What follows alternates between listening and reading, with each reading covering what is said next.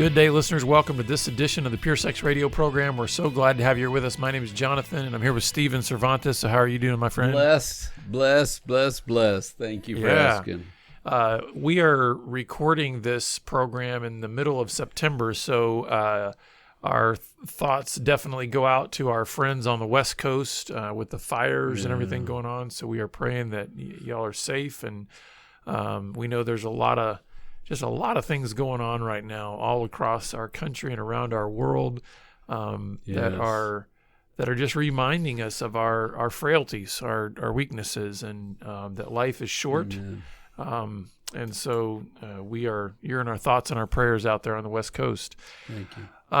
Stephen, I wanted to just dive right in here because I think this is going to be a good conversation about marriage, about a husband who may be a pretty good representative of most of us men out there, and maybe we can try to provide some. You can try to provide some insights on, okay, how can we do a little bit better on maybe some of the communication side and connection. I love Be Broken because men are men and women are women. And Yeah. It's pretty simple here. It's not as complicated as when you go out in the world. It's like we're still talking to men about manhood and being men and the weaknesses of men. Yeah. So, sorry, just thought I'd throw that in. Maybe it's because we are extremely familiar with that. That's we good. speak of what we know. So I love Gateway. We do a weekend where we challenge men to learn and grow. And so if you ever get a chance, almost everybody that's gone through that said it changed my life. I mean, it's just a phenomenal weekend. So if you ever get a chance and find a few dollars that you'd like to invest, and it's worth it. So these guys tell us stories, okay? And I'm at the weekend, and this guy's telling me a story, and I asked, can I make a few notes? He said, sure. Can I tell? I love the Gateway men. They always say yes. We never say a name because it doesn't matter. We're brothers, we're men, we're strugglers, we're learning, we're growing. And this is a community of men that says, I will help train my brother.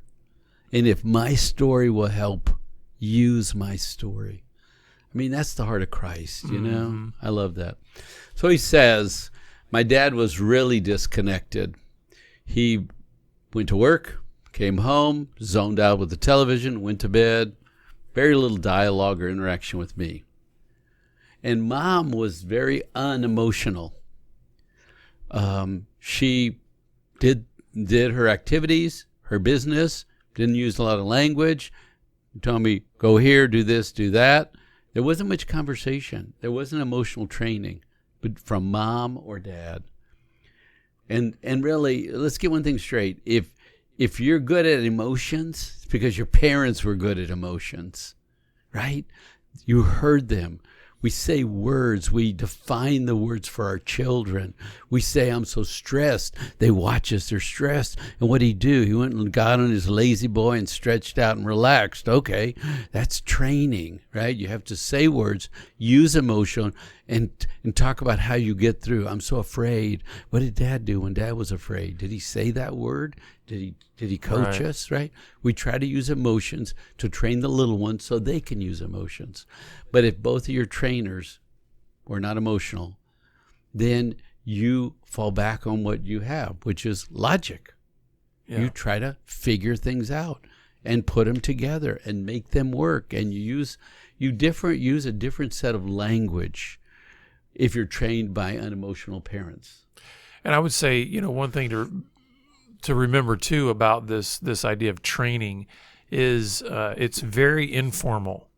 It's more about observation than it is like, oh, I'm a kid somehow taking notes on everything that's going on. It's like, no, you're just absorbing it, right? So that can also be contextual to other environments, right? So I mean, you're absorbing what you see in your teachers or what you see at church or those kinds of things.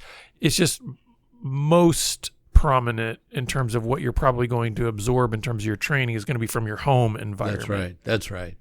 You eat, sleep, and live at home. And those are the 24-hour trainers, right? And when you're gone, you come home. And so, yeah, you have a coach, and yeah, you have a teacher, and yeah, you have these other folks. But how problems are solved day in and day out happen between our parents. Right. And we're talking about relational problems, not work problems. That's a different skill set. So he says, I grew up and I had to figure out things on my own. And I made them as simple as possible.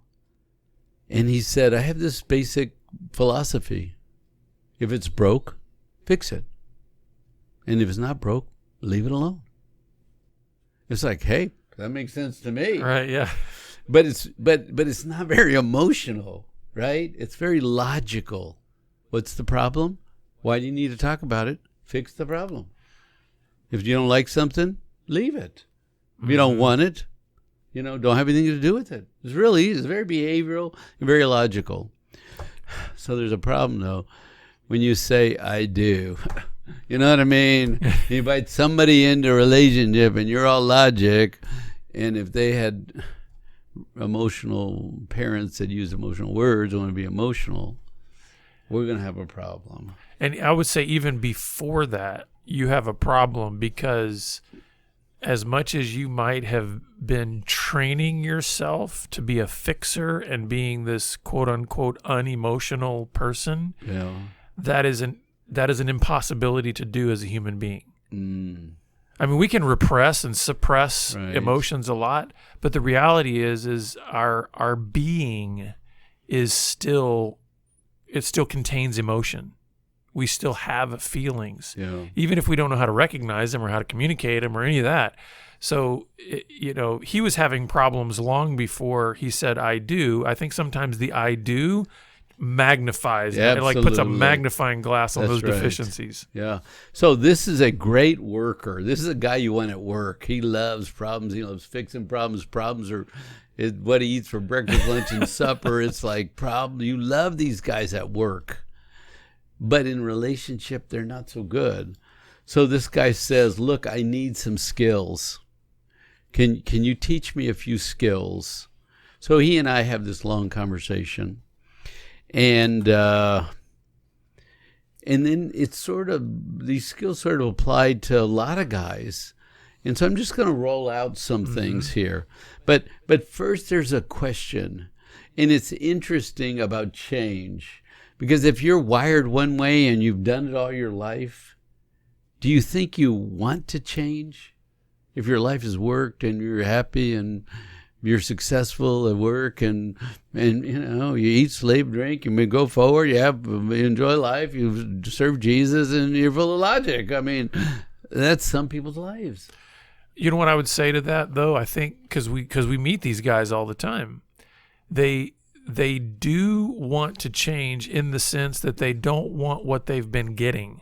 They don't want the outcome. That's right. But That's the right. problem is especially if they're a fixer, they want to be able to control what that change looks like. In other words, they want to be able to paint the picture of what it's supposed to look like, instead of going in the direction of like, hey, let's learn something new that's going to be beneficial to your relationships and to your life. They want to be able to say, I don't like what I've been getting here, but I want to construct the different thing that I do over here. And it's like, it doesn't really work that way, does it? No. I mean, like real change, you can't manufacture it. Well, and here, I will ask guys that say, hey, I want to change. I say, do you understand what you're saying to me? You custom designed your life. You like your life. Your life mostly works. And now you say, oh, I want to change. It's like, well, what do you want, chocolate or vanilla ice cream? Let's just make a change. No, change like rips at your core. So you have to ask yourself, do I want to do the most difficult thing I've ever done in my life? Like eat kale instead of ice cream, That's good. Can we bake it into chips and salt, a lot of salt on? So the first question is, do you really want to change? Change is a lot of work. And we like to go back. And, the other thing I think, when anybody says, I want to change, I think, you're good for 30 days, and then you'll be back.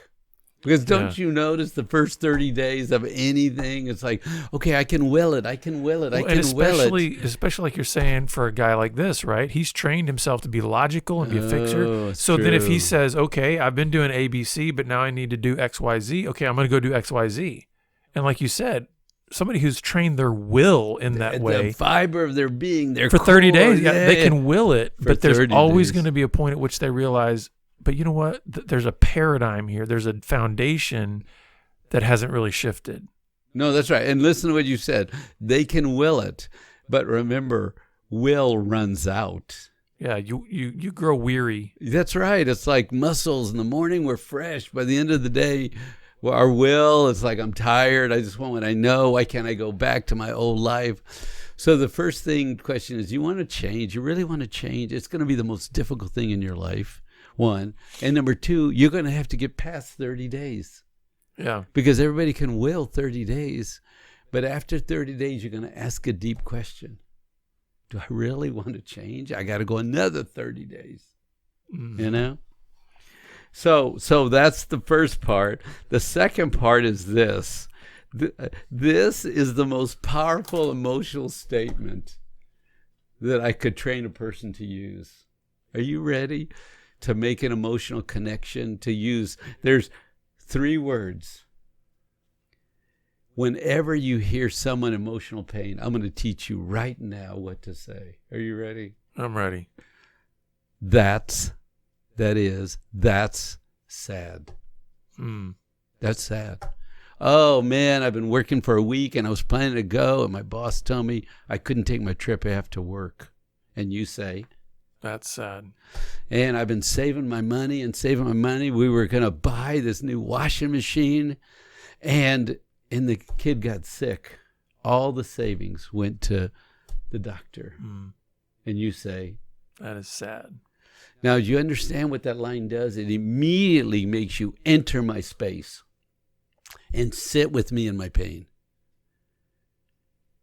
Because I'm experiencing sadness, and when you say that's sad, it means I'm sitting right with you in your pain. It means I'm not alone.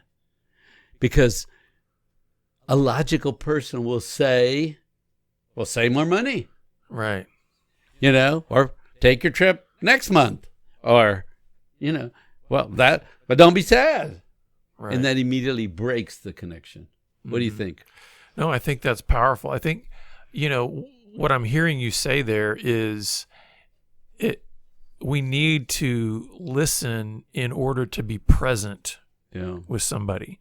And I think for a guy like this who, listen, he got poor emotional training. He learned that the way I'm going to survive and cope and get through life is to be totally logical. He's probably trained his ear to listen for the problem so that he can fix it. Exactly. You got it. They listen for the problem, not the emotion, and they fix the problem. So so through that kind of communication, you're never entering the space of the other person. You're never connecting with them because the emotions. You can keep plenty of distance and fix people's problems. To say that's sad, I'm having to let go of any kind of solution to your problem and just say, I'm going to enter your space. I'm going to feel what you're feeling. And I'm going to just be here with you. Yeah. So remember, how do you know if a person's emotions are working? Sadness. If they have sadness, if they can sit in sadness, you know their emotions working, because that's a fundamental, basic one. So that's why we practice with that one, because all the rest of them are some versions, a variation, disappointment, irritation, right? What is all that stuff? I'm tired, I'm lonely. That's all sad. Some variation of sad. So this guy's telling me this story.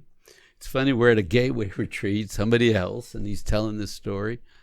And he said, I got beat up by a bunch of guys. And then I got left. And I mean, the way there was such pain in his face. And I said, man, that makes me sad. And he started crying.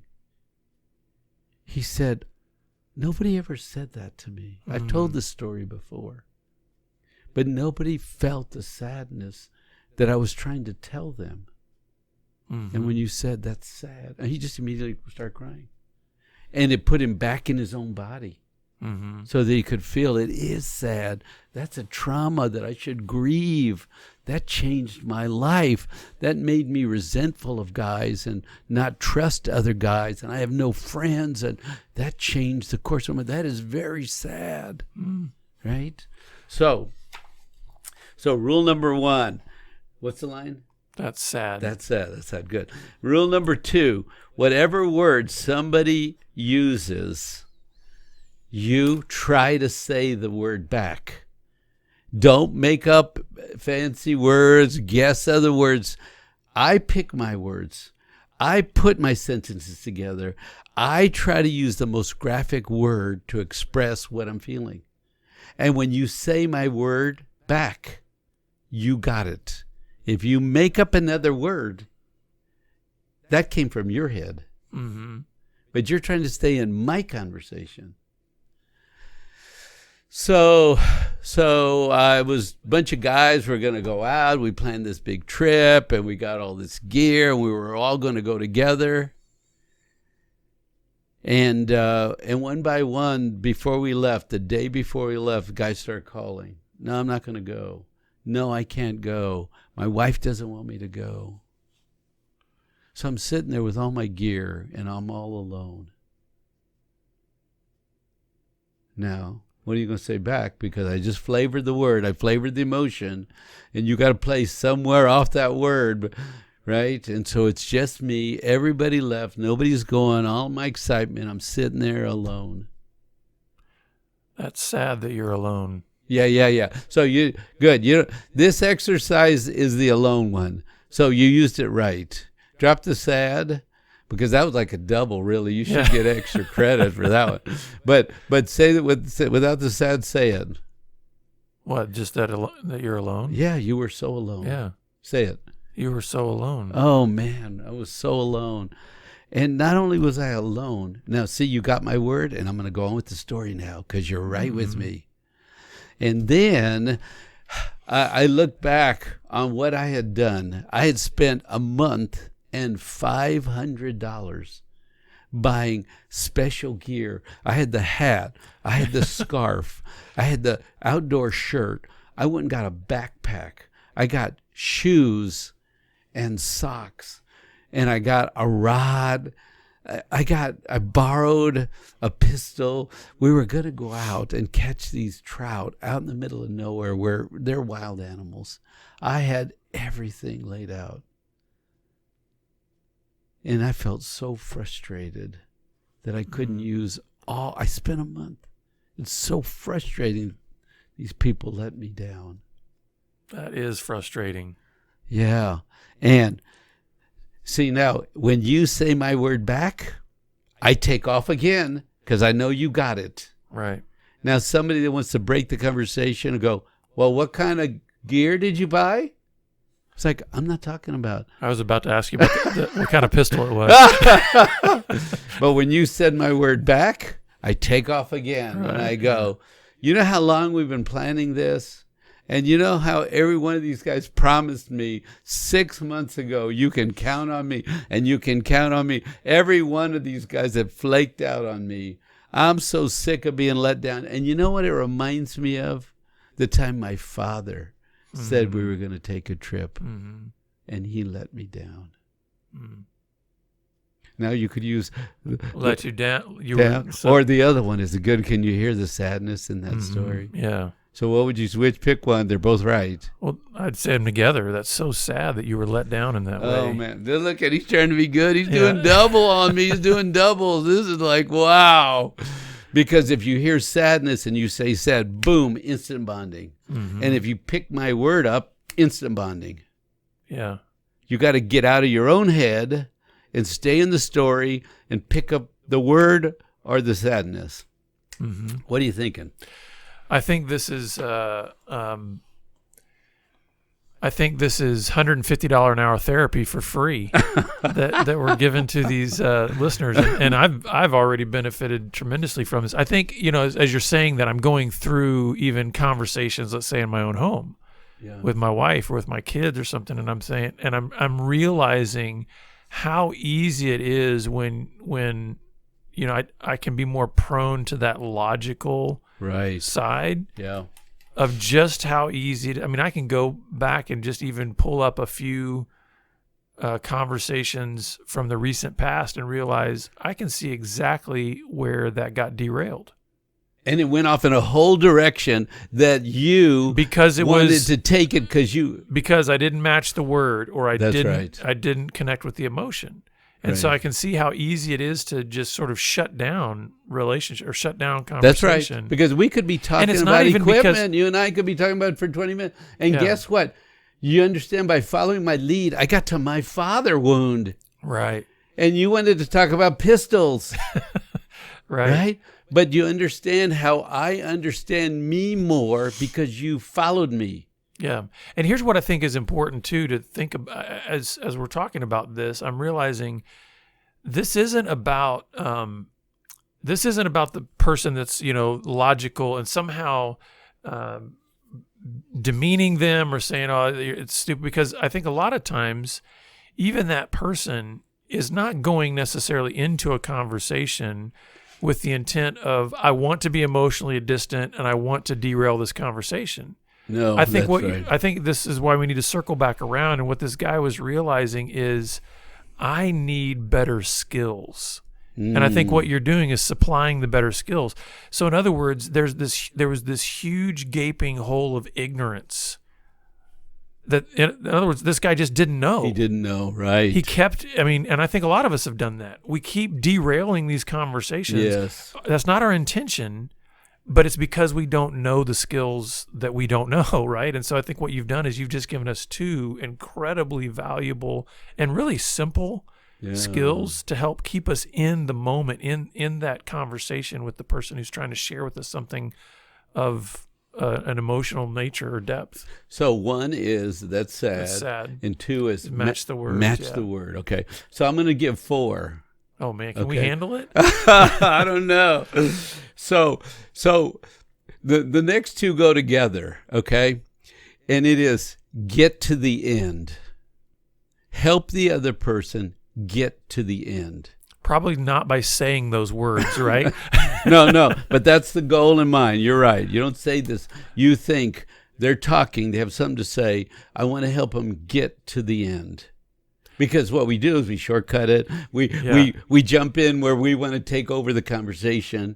Or we might derail it just by, I've literally said these words before. So what's the bottom line? Yeah. So get to the end. But the point is, in the process, now I'm talking about men talking to women, okay? I'm playing the woman's role here, and you're playing the man's role. So my wife has something to say, and it's incredibly important for her to get to the end. Because do you remember what I said about my father? Mm-hmm. That would not have come up if you had not followed me to where I need to go. Because when I said, oh, that's when my father abandoned me, now I get my feelings. I got where I needed to go. Mm-hmm. Thank you. I didn't need anything from you. I needed you to help me get to the end. That's 3. And number 4 is talk like a girl. What's number 3? Get to the end. And what's number 4? Talk like a girl. Okay, now let's I'm going to train you to talk like a girl right now. Oh okay? boy, okay. So, how do girls talk? One talks, and the only other one says place marker sounds. And they go like this. No. Really? My. I can't believe that. No, really? Oh my. What? Just place marker sounds. So, what does talk like a girl mean? Place marker sounds. And give me some examples. My. Oh, really? Yes. So I got to tell you, I got this dog, and I was so excited about this dog. And it was like my dream, and I'd ordered this dog, and it was perfect. Place marker. Really? Yeah. It was beautiful, and I'd saved a bunch of money, and I was taking care of this dog, and one night it got out. No. Yeah.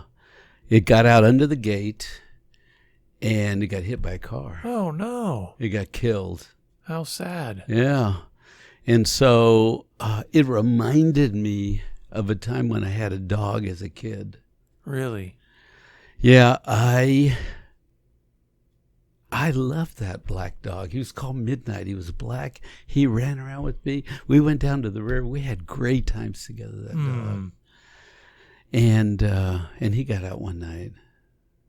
No. Yeah. And he got killed. I buried him in my backyard. And I went in my garage and I decided I was going to get in the attic part of the garage and I was not going to come out. Oh. Because it was so painful. How sad. Yeah. And this feels just like that. No. I'm so sorry. Yeah. So now, one story, you make your sound. I jump to the next piece. This is how girls talk if you listen to them on the phone. One of them's going, you can't believe what happened to the other day. What? And then and this girl's always been like this at work and she doesn't never stop. No. Yeah. And her husband and her and then you can't believe what happened in the parking lot the other day. What? And then right? One's talking, the other one's just place marking. I'm here. Mm-hmm. Keep going. I'm here. I'm in this. I'm with you. Where are you going next? And what's rule number 3? Get to the end. Get to the end. Because here's what we learned about women. Women talk to help themselves understand what they think. And when they're talking, they're figuring it out. The other girl's doing nothing. Mm-hmm. I'm talking and thinking and gaining insight. Now, the way men work is men think inside, solve the problem, and pronounce the answer. Right. The way women talk is they're not sure what's going on, so they start telling stories. And in the second or third part or fourth part, they go, oh, I know what this is. Thank you so much. Mm-hmm. That was so helpful to you. Yeah. And what did she do? Oh, my, really? No? Oh, man, this was a great conversation. Thank you. I got it now. Thanks. That was good. Yeah. Does that make sense? It does. And it, as you're saying that, I'm thinking, and it's likely then that woman is going to go elsewhere and just speak the praises of that other person. Like, she's brilliant. She's amazing. Her advice was wonderful. And it's like, and she didn't give any advice. I feel at peace. Right. I got my stuff out. You took me to rest. I started stressed. You let me tell the story as I told it. I got myself to rest. And guess what you have? A restful wife that's appreciative of you because she got her stuff out. And you know what? Here's the other thing that I think is important to kind of bring this thing full circle. Coming back to this man who was poorly trained emotionally, who went to logic and became a fixer. Right.